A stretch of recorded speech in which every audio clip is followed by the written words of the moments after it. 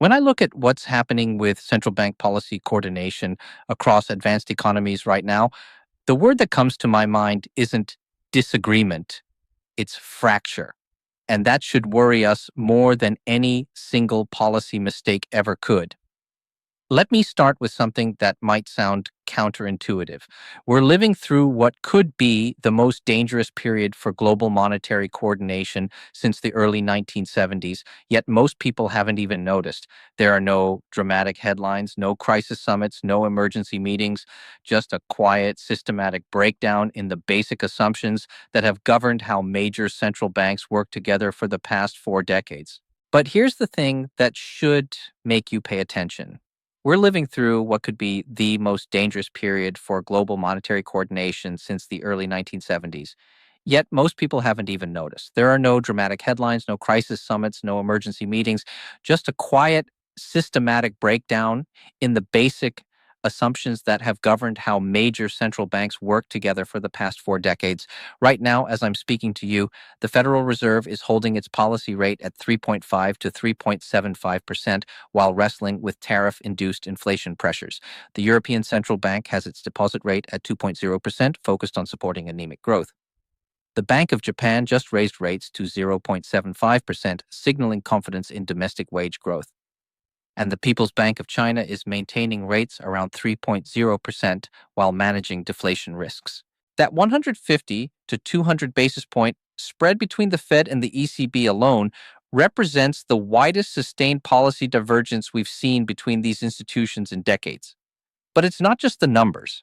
It's what those numbers represent about how fundamentally differently these central banks are reading the global economy. Here's what makes this particularly unsettling. During previous periods of monetary policy divergence, we usually had one clear leader and others following with some lag. The Fed would move first, and other central banks would eventually align. Or there was an obvious external shock that justified temporary differences in approach. This time is different. Each major central bank is operating from a completely different economic diagnosis, and they're increasingly confident that their approach is the right one while others are making mistakes. Think about what this means for how global capital flows, how exchange rates move, how multinational corporations make investment decisions.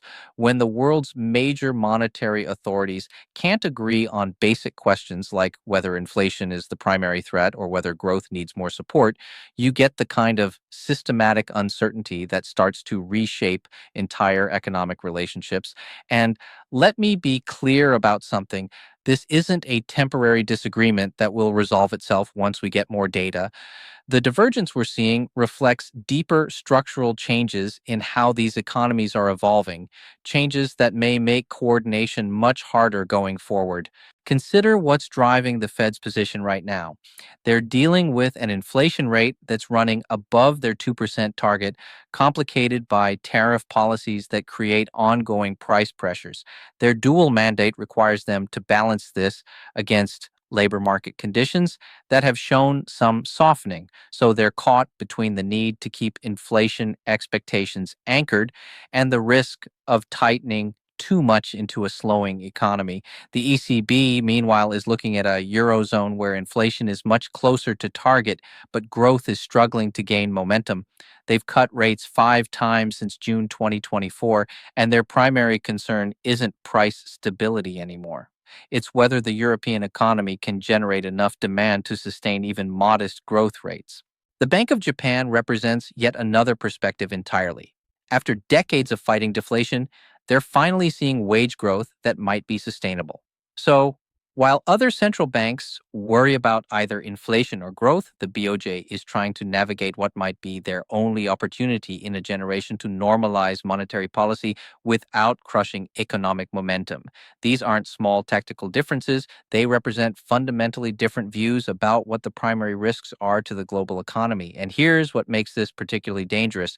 Each central bank is probably right about their own domestic situation, even as their policies collectively create risks that none of them fully control. But here's where this gets really interesting from a historical perspective. The last time we saw this kind of sustained monetary policy divergence among major economies was in the early to mid 1970s, right before the great inflation crisis that defined that decade. Back then, different central banks were responding to oil shocks and fiscal pressures with wildly different approaches. The Fed was initially too accommodative, the Bundesbank was more restrictive, the Bank of Japan was caught between domestic political pressures and external economic forces. The result wasn't just inflation, it was a fundamental breakdown in the international monetary coordination that had provided stability since the 1940s. What's particularly troubling about our current situation is how confident each central bank seems to be in their approach, despite the obvious contradictions. Fed officials speak about the need for careful calibration given tariff uncertainties. ECB officials emphasize growth support amid subdued demand conditions. Bank of Japan officials talk about normalizing policy as wage growth finally materializes. Each of these positions makes sense from a domestic perspective, but when you step back and look at them together, what you see is a global monetary system that's essentially flying blind, with each pilot convinced they're navigating correctly while fundamentally disagreeing about where they're supposed to be going. And this isn't happening in a vacuum. Global growth projections for 2025 have been revised down to 2.9%, well below historical averages. Trade growth is slowing dramatically. Financial markets are trying to price assets in an environment where the basic monetary policy foundations keep shifting. You know what I find most concerning about this situation? It's not that central banks are making mistakes. It's that they may all be making reasonable decisions based on their individual mandates while collectively creating a system that's much less stable and predictable than any of them intends. Think about how this affects business investment decisions. If you're a multinational corporation trying to decide where to allocate capital, how do you price the currency risk when you can't predict whether central bank policies will converge or diverge further? How do you plan supply chains when monetary policy transmission mechanisms are working differently across major economies? The evidence suggests that businesses are already responding to this uncertainty by delaying investment decisions and hoarding cash. Capital allocation is becoming more regional, more defensive. The kind of global integration that drove productivity growth for decades is quietly reversing, not because of explicit policy choices, but because the monetary policy foundation that supported it is becoming unreliable. And here's what should really get your attention. This isn't just about financial markets or abstract economic theory. When multinational corporations can't predict currency movements because central bank policies are diverging, they start making different decisions about where to build factories, where to hire workers, where to locate their supply chains. Each individual decision makes perfect sense for that company, but collectively, they're reshaping the global economy in ways that could make all of us worse off. Consider what this means for small and medium sized businesses that depend on international trade. When exchange rate volatility increases because central bank coordination breaks down, these businesses either have to spend much more on currency hedging or simply give up on international markets. Either way, the result is less competition, less innovation, less efficient resource allocation. But let me step back and explain why coordination matters so much in the first place. Modern global finance operates on the assumption that major central banks, while maintaining their independence, will generally move in the same direction when facing similar economic conditions. This assumption allows markets to function efficiently, enables capital to flow to its most productive uses, and helps maintain relatively stable exchange rate relationships. This isn't just theoretical. When that coordination works well, it creates what economists call positive spillovers. A rate cut by the Fed that supports U.S. growth also helps European exporters.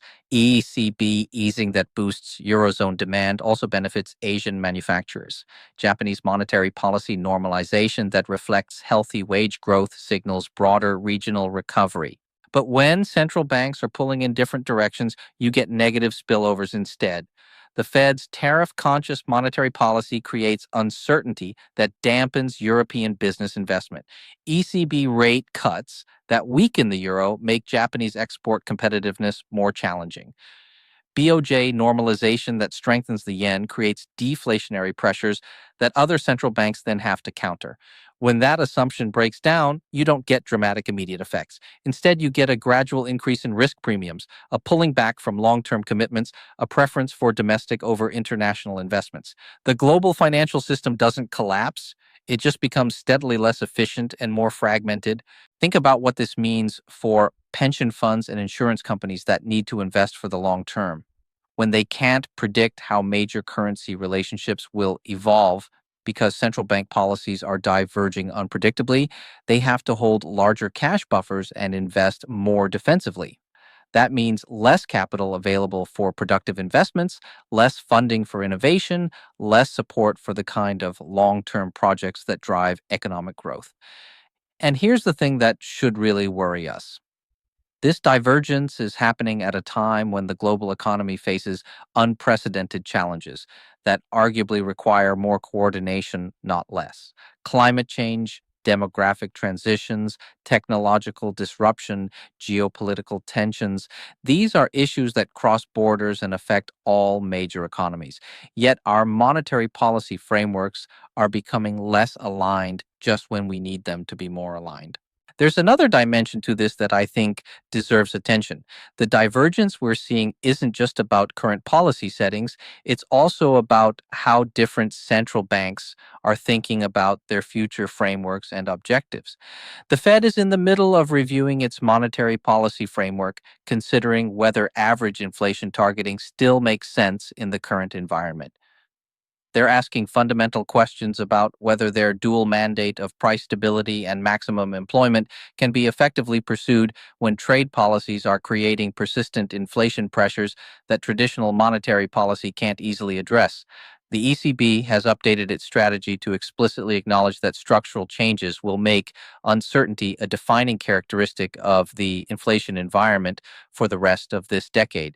They're essentially admitting that the economic models that guided policy for the past 2 decades may no longer be reliable guides for the future. The Bank of Japan is gradually moving away from its ultra loose policy stance, but with no clear endpoint in mind.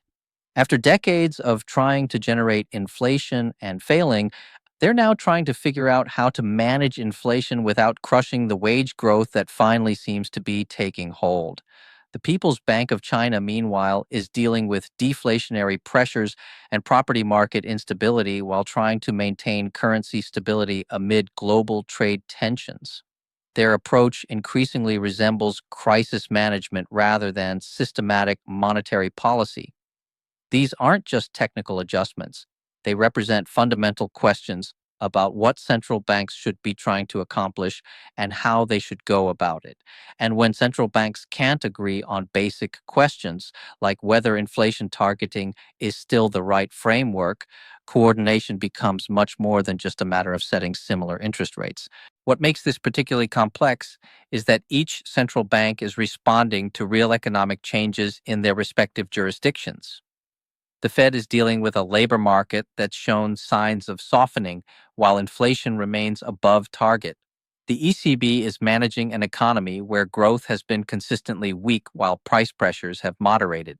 The Bank of Japan is finally seeing signs of sustainable wage growth after decades of deflation. These different economic realities may justify different policy approaches in the short term, but they also suggest that the underlying economic structures of major economies are evolving in ways that make coordination much more difficult. Think about what this means for the next economic downturn, whenever it comes. In previous recessions, major central banks could coordinate rate cuts, swap line arrangements, and joint communications to provide maximum stimulus. If central banks are operating from fundamentally different frameworks and facing different economic constraints, that kind of coordination becomes much harder to achieve. The risk isn't just that policy response will be less effective. The risk is that policy responses will actually work at cross purposes with different central banks inadvertently undermining each other's efforts to stabilize their economies. And then there's the question of what happens to emerging markets when advanced economies, central banks can't maintain stable, predictable relationships with each other. Capital flows to emerging markets have always been sensitive to monetary policy changes in major economies, but when those changes become less predictable and less coordinated, emerging market economies face much more volatile financial conditions. We're already seeing some evidence of this. Currency volatility has increased even though major exchange rates haven't moved dramatically. Risk premiums for emerging market debt have widened, not because of domestic economic problems, but because of uncertainty about how major central bank policies will evolve relative to each other. Let me be clear about what I'm not saying. I'm not predicting an immediate crisis or dramatic market disruption. What I'm worried about is something more subtle and potentially more damaging: a gradual erosion of the institutional foundations that have supported global economic integration for the past several decades. This erosion happens slowly through thousands of individual decisions by businesses, investors, and policymakers to prioritize predictability over efficiency, domestic stability over global optimization. Each decision makes perfect sense individually, but collectively they can reshape the entire global economy in ways that make everyone worse off. The question is whether we recognize what's happening and take steps to address it, or whether we sleepwalk into a more fragmented, less efficient global monetary system. History suggests that once monetary policy coordination breaks down, it's very difficult to restore. The Bretton Woods system took decades to construct and was destroyed in a matter of years. The informal coordination mechanisms that emerged afterward evolved gradually over decades and have now been stress tested by multiple crises. What we're seeing now may represent the beginning of the end of that era of coordination, not because central banks want it to end, but because the economic realities they're facing make coordination increasingly difficult to maintain. The choices being made right now by major central banks will shape the global economy for years to come. Whether they can find ways to maintain coordination while responding to their domestic economic conditions may be one of the most important economic policy questions of our time. And the answer to that question isn't just about monetary policy, it's about whether the global economy can maintain the institutional framework that has supported unprecedented prosperity and integration for the past several decades, or whether we're heading toward a more fragmented, less stable world where economic nationalism becomes the dominant force shaping policy decisions. The irony is that this fragmentation might happen not because anyone wants it, but because each central bank is doing what appears to be the right thing for their own economy. Sometimes the most dangerous systemic risks emerge not from dramatic policy mistakes, but from the accumulation of individually rational decisions that collectively create outcomes nobody intended. We're watching this process unfold in real time. Central banks that have worked together for decades to maintain global financial stability are quietly, gradually, inevitably moving apart, not out of hostility or competition, but because the economic realities they face are forcing them to prioritize domestic concerns over international coordination. The divergence is quiet, but that doesn't mean it's not profound. And quiet transformations, in my experience, often turn out to be the most consequential ones of all. The question isn't whether this will change the global economy. The question is whether we'll recognize the changes while they're happening, or whether we'll only understand what we've lost after it's too late to prevent it.